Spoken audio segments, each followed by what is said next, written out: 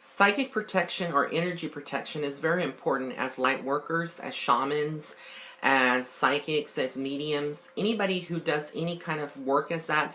Also, anyone who is developing their abilities, or just everyday regular people out there. It's very important to understand what is energy and how to protect yourself, because not every energy out there is for the highest intentions of good, and not all energy is good.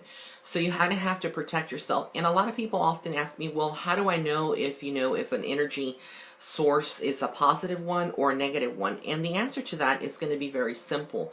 It's how they make you feel, how that person makes you feel when you're either around them, or if you're chatting on the phone with them, or you're chatting online, or you're Skyping with them through video. You don't have to necessarily be next to the person physically to know what their energy or read their energy. So if the person is giving you, they could be having certain thoughts of you or preconceived notion of you, or talking about you to somebody else.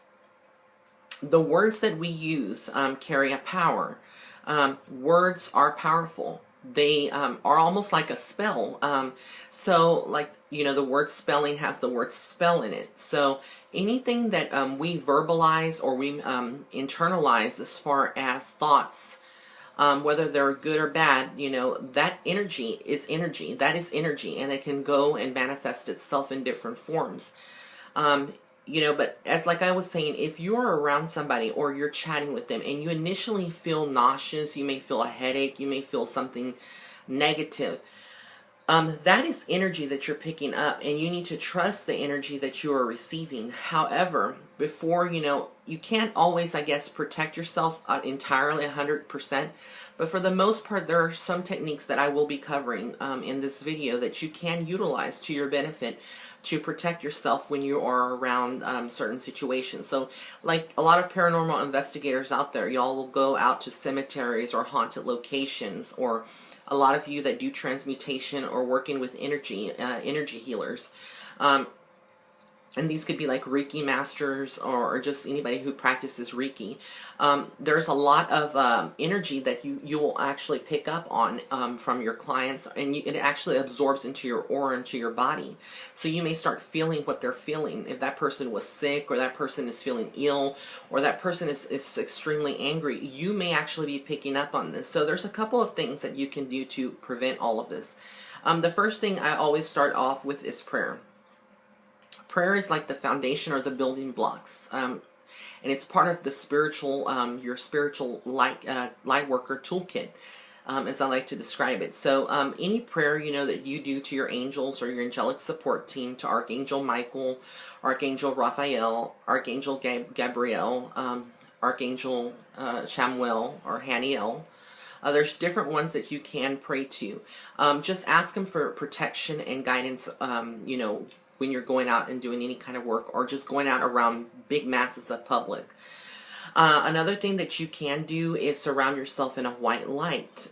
This is like envisioning yourself in a white light, or like a bubble. That is very important, and that actually does help. Another thing that you can do is carry some protective stones around you.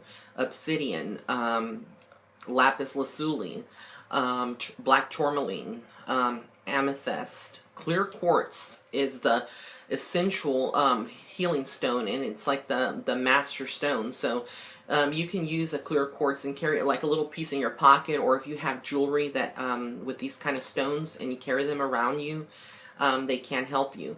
A lot of you that are out there, some of you may have amulets like the Hamza or the Evil Eye.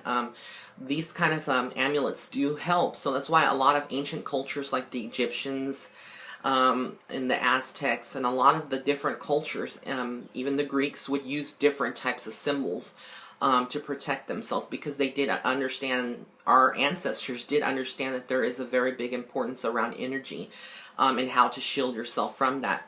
Other things that you can do is go ahead. Some of y'all carry like, I've heard like herbs.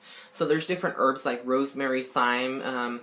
There's just different kind of herbs that you can create like a little kit.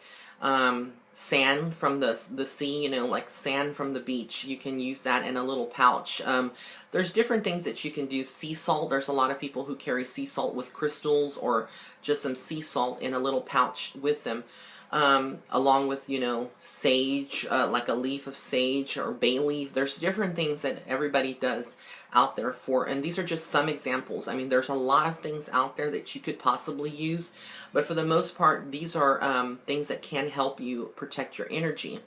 You know, if you are religious, you know, you may utilize whatever is personalized, what is to you. Like some people use a crucifix. Some people may use something else. You know, it just depends. There's medallions. There's people that use Archangel Michael or the Saint Benedictine medal or medallion.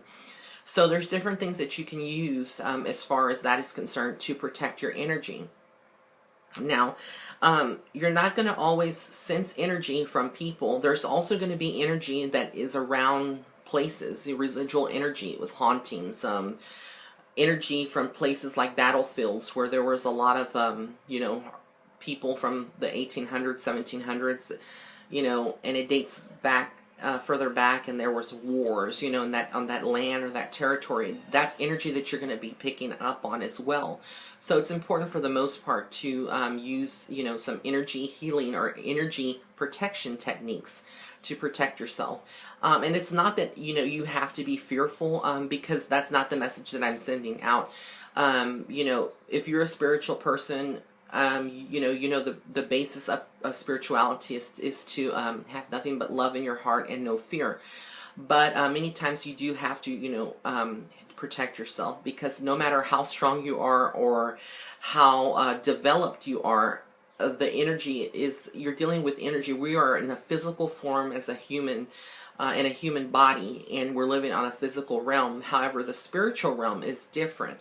And energy can be quite intense, and you may not know that you're feeling a certain way until people react to that. This is why many times when you go into places or you get some kind of a spiritual attachment to yourself, because your energy was open or you were vulnerable and you were left open, and something can attach itself to your aura and follow you when you're doing investigations like paranormal investigations, or working with clients. So it's very important, like I said, to go ahead and use these techniques, and there's many more, but for the most part, a lot of these techniques will help you. So I want to give many thanks and wish everyone out there a happy 4th of July weekend and a happy 4th of July. Please be safe and drive safely. No drinking and driving.